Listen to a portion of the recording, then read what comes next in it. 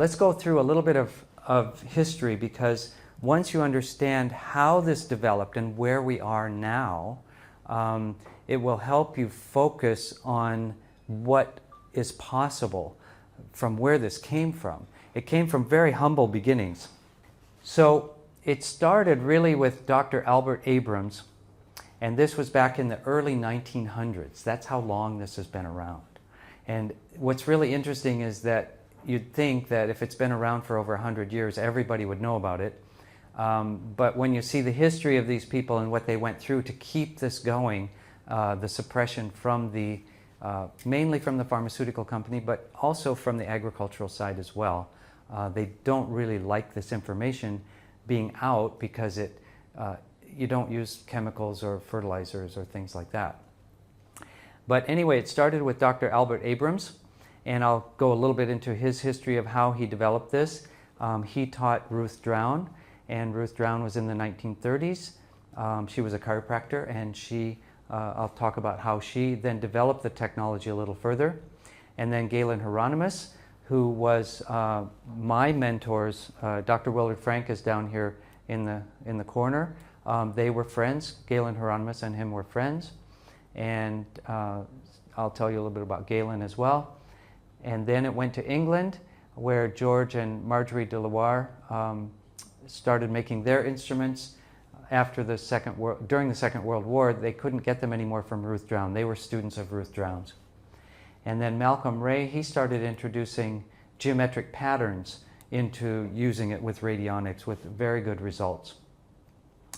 David Tansley is credited with bringing the esoteric knowledge into radionics. Before that, it was strictly medical. Both with Abrams and Ruth Drown, they were very medically focused, I would say. Whereas David Tansley he had a higher state of consciousness and realized that we could use this as well for balancing chakras, meridians, subtle energies, looking at it from more of a subtle energy perspective. Bruce Copen, he also was from England, and he kind of took off after George and Marjorie. After they stopped, he started building his own equipment, and he has also passed away. I think all of these people are gone now, but Bruce Copen's instruments are still being built now in Mexico, I think, and England, or maybe they moved to Poland, I'm not sure. But some people kept his going. And Dr. Willard Frank, that was his front name. His name was Bill Lawson. And Ilona and I worked with Bill for 25 years. And he was really our, just amazing. I mean, this guy was so intelligent. There were several people we got to meet in our travels. And he was just like very, very, very high IQ. He was a PhD physicist. Holder of a number of patents of things that, visionary. Very visionary, and yeah, he did this as a hobby. It wasn't his to make a living. He didn't make a living making radionic instruments. He had some very high-end audio patents that supported him throughout his life. And so Albert Abrams became a medical doctor. He got his medical degree at the age of 16, and he was too young to practice. And so then he went to England and studied in Germany, I'm sorry. He went to Germany and studied in Germany and got another doctorate degree until he was old enough to start practicing medicine. So he was also one of these super genius type people. And it really isn't working. So what happened was, during that time period in the early 1900s, they used a method called percussion. And they would actually tap on the abdomen to see if there were any sore spots or reactions in the abdomen area that might indicate that there was a problem there, like stomach cancer or something wrong in the abdomen area. And one day he noticed that he was tapping around, and one spot on the abdomen had a very hollow sound. It almost sounded like a drum. And didn't really think too much of it at the time, but then he went home that evening and it just kept him awake at night thinking, what caused that? And so he had the patient come in again the next day, and it was gone. There wasn't this hollow sound. And he thinking about it.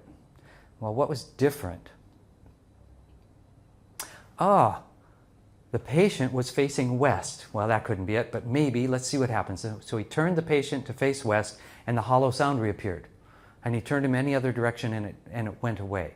So he thought, okay, well, if he's facing west, we've got the North Pole and the South Pole. It must be some kind of an electromagnetic or magnetic reaction that's happening in the system, on the body, to create this hollow sound.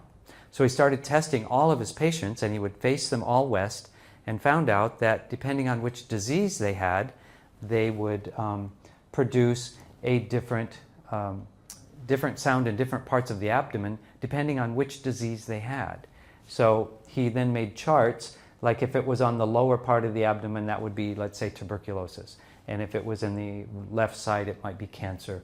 I don't have that actual chart, but he had charted this all out.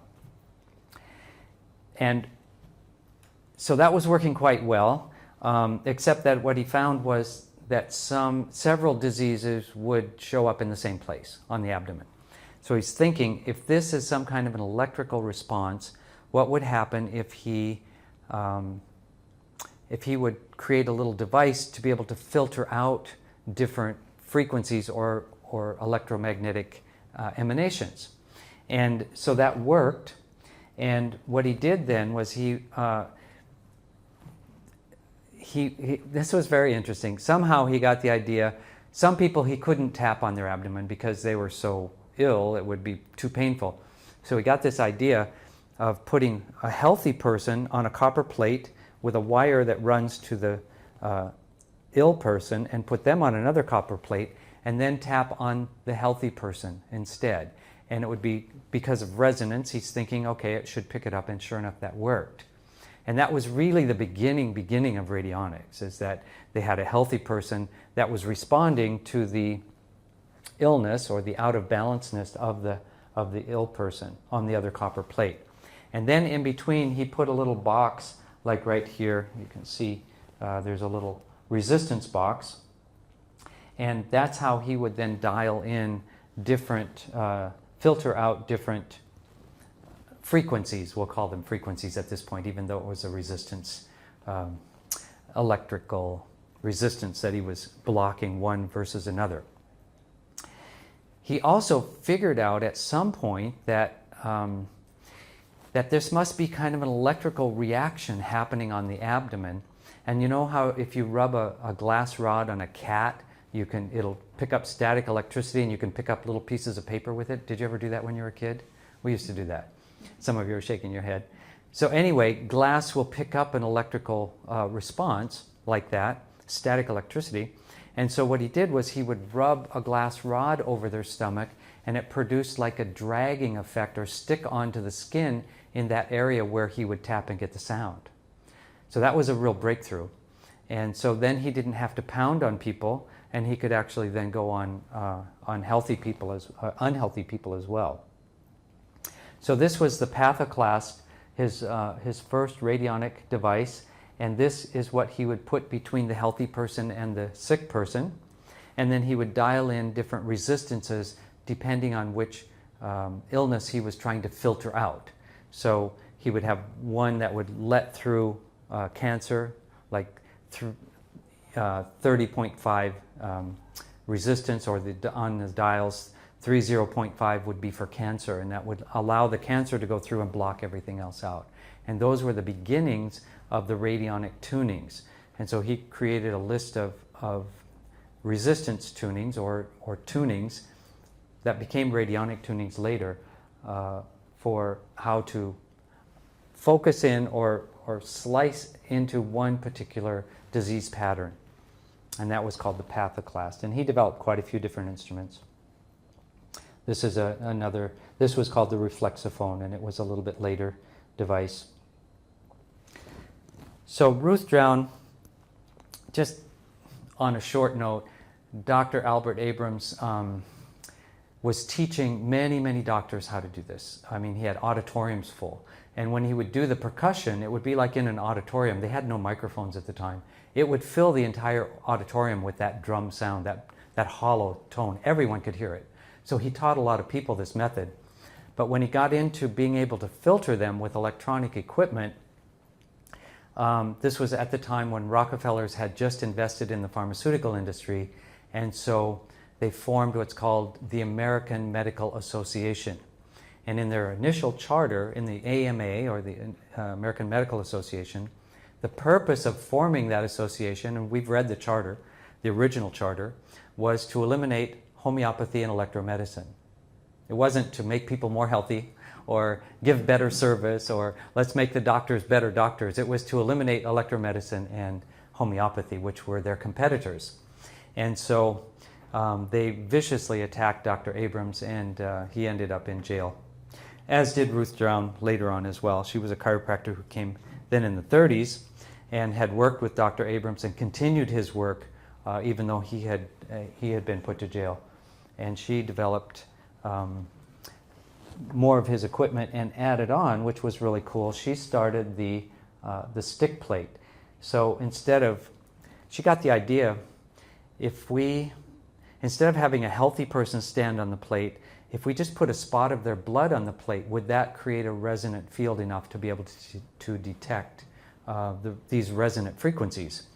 And then she got the idea, instead of using the glass rod, so she did a lot of experimentation, instead of using a glass rod, could she get like a rubbing plate with some electronic coils underneath, some resonant coils, and that was the very first stick plate, and this was one of her original Ruth Drown instruments. And she built some really big ones too. This was a small one, but they ended up putting her in jail as well. Now, when George Delaware was studying with Ruth Drown, and when the war broke out, Second World War, he couldn't get instruments shipped to England anymore. So he started building his own. And he was doing great work over there, again, teaching a lot of people. And when they came after him to try and suppress his work, what they normally would do is have a fake person come and get a treatment, and then that person would say, oh, it didn't work, or they're a charlatan, they took my money, take them to court. So when it went to court in England, the judge's wife had been cured of cancer by one of George's instruments. So he looked at it and went, no, I can see through all this. And so he closed the case and against the people that were trying to sue George Delaware, and it became legal in England as long as they work underneath a medical doctor. So they can't go on top of medical doctors, but if they're working together with medical doctors, radionics is legal in England. And they have schools over there and really good training. They work really hard. This was the Delaware instrument, and up here you have what's called the well, and now we call it a cell, where you could put a hair sample or a dried blood sample. It could also then potentize. You could use two of these and then transfer energy from one thing to another, like which we're going to teach you guys how to do as well. And this was his rub plate, and it was a piece of rubber stretched over a magnet. There was a magnetic field under here, and this was the very first instrument I ever put my hands on, but I didn't even know what radionics was at the time. I was into electronics, and my friend was also an electronic engineer, and he said, oh, come over and check out this instrument. I got this thing from somebody, and they wanted me to take it apart and see how it works.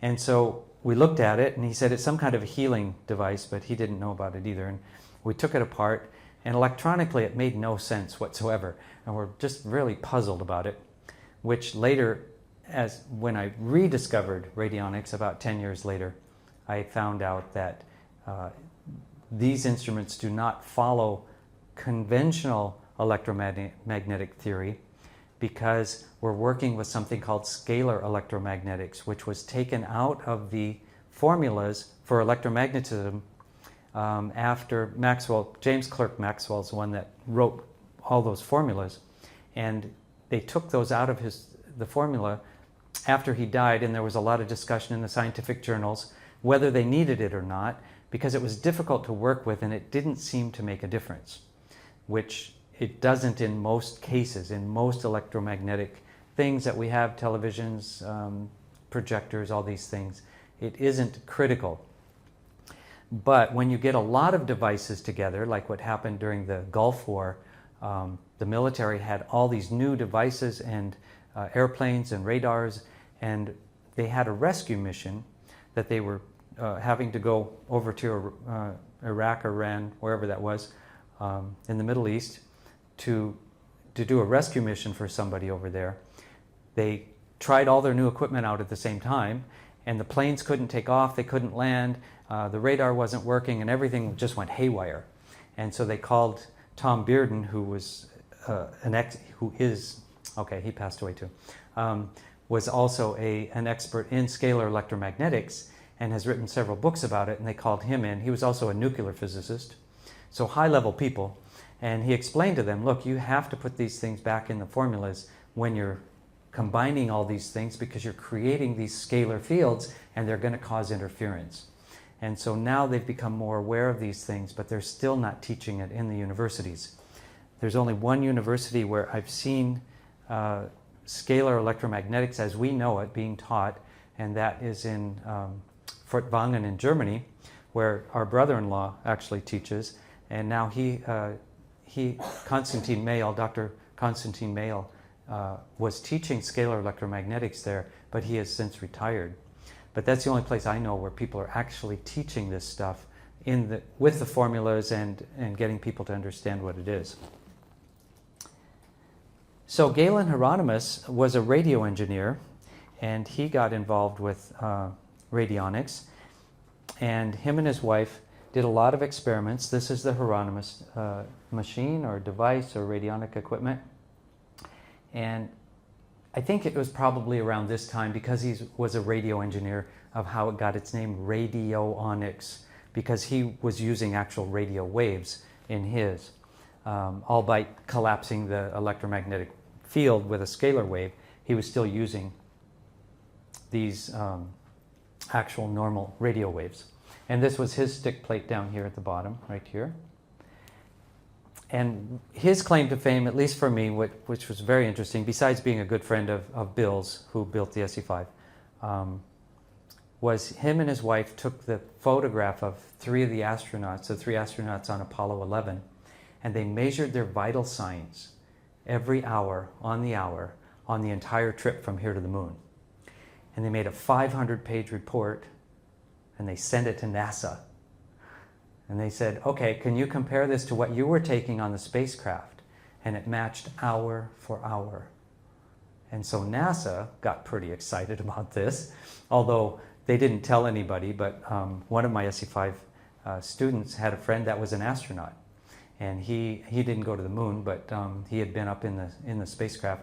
And when they were doing his training, at one point, they took him into this room, and he had to take off all his clothes and stand on a turntable, a big round plate, and it turned really slowly, and he had to stand really still. And then he got off, and he said, well, what's that for? And he said, well, we're taking a three-dimensional photo from you so that in case you get sick while you're out in space, we can fix you from here. So they figured this stuff out in the 70s. So that's really, Galen Hieronymus was a real hero in that regard. And then David Tansley, like I said, David, he's written several books, and I highly recommend them. Chakras, Rays, and Radionics was one of our primary books that we just loved. And it really goes into depth on how to affect the subtle bodies, the subtle energy bodies, with radionics, subtle anatomy of man, and then radionics interface with the ether fields. So these are his three books. David has since also passed on. But see, we got into this when we were really young. I think Ilona was, 24, 25? And so we got to meet a lot of these people. We didn't meet David, but all these other people we got to hang out with and learn a lot from them. And this, of course, is Bill Lawson, Dr. Willard Frank, who developed the original SE5. And the SE5 stands for subtle energy number 5. The original SE5 was his 5th instrument that he developed. He had the digitron, the vitatron. There's the digitron. And the digitron was the very first digital radionic instrument that was ever built. And that has then evolved into the SE5 after that. But he made the Vidatron, the Neutratron. There were several models before that. And again, like I said, it was a hobby of his, and he was a super genius and really changed the world. I mean, the world of radionics has really changed because of Bill. So this was the original SE5, the one that we got first, and it was computerized, had a little pocket computer on it. It wasn't just a calculator, it actually had memory in it, where you could then sequence programs. You could go through and measure. It stored a lot of programs, and then you could go through and measure those tunings and build a little custom program, and then it would run it for you automatically. It was pretty cool for its day. It was amazing, actually. We got ours in 1987 in January, and it had just come out like 2 months before that. So it was quite a breakthrough. And then in 1996, the SE5 Plus came out, which was a little more powerful computer and some internal changes in the circuitry, which we've carried on into the SE5 1000. When Bill passed away in 2009, his widow asked me if I could just carry on the baton, and I went to his lab, and she said, just take as much as you can from the lab and see if you can keep going. And so I packed up 15 boxes of stuff and shipped it home, and started sorting through it. And I must say I did have, even though I had electronic background, it was still a little step above my pay grade level. And so I enlisted another friend who's an engineer in digital electronics, and he's still building the SE5s for us, but we worked together on it to develop the SE5 1000. And his name is Don also, so that was good. So then I wrote this book, Regaining Wholeness Through Subtle Dimensions, and that is where it shifted then from a very small number of people to more, let's just say more people in the field actually working with the SE5 and helping a lot of people with it. It made a big difference by having a book out that people could read and understand, and that is free on, if you go to the se-5.com website, you can download that for free. And I know some of you printed it out last week, the whole book. We do have them available as a book, but you know, shipping them from America probably costs more than printing them out yourself, so probably just print it out. And it's available in German and French. Yeah, we have it in several languages. It's been translated into Japanese, French, Spanish, Portuguese, German, English, yeah, quite a few languages. It's become quite a few. And that's how I got my PhD. They read my book, and then a university in Stockholm, Sweden, and they sent me a letter and said, well, you know, we would like to give you an honorary PhD for your work, but we need a little more than just the book. So I worked on it for about another year and sent them material, and then they sent me my diploma, which was really cool. It was called the University for Vitalogical Sciences, which is totally a new branch of understanding. So this is the SE5 1000, and this was our rub plate. It still is, and we copied exactly the same antenna design and scalar antennas that are in the original SE5. And then after that, I worked on creating a way to be able to see. I always wanted to see this resonance peak, because when you're rubbing on the plate and you're changing the amplitude from 0 to 100 or 100 to 0, you're looking for a peak of resonance. You're getting in resonance with your target, and then whatever the tuning is, if it's the heart, let's say a tuning for the heart, you want to tune into that resonant frequency, and when you hit that resonance peak, I wanted to be able to see that on a graph. And so I developed the precision stick detector to be able to do that, and then with our software, especially with the Pro software, then as you're dialing through it, when you hit that resonance peak, it'll automatically capture that amplitude reading and then move the tuning over into a custom session for your client. So it speeds things up, but it also gives a very tactile feedback system. It's a very, very sensitive instrument, very sensitive, and so there are some calibration things that we're going to talk about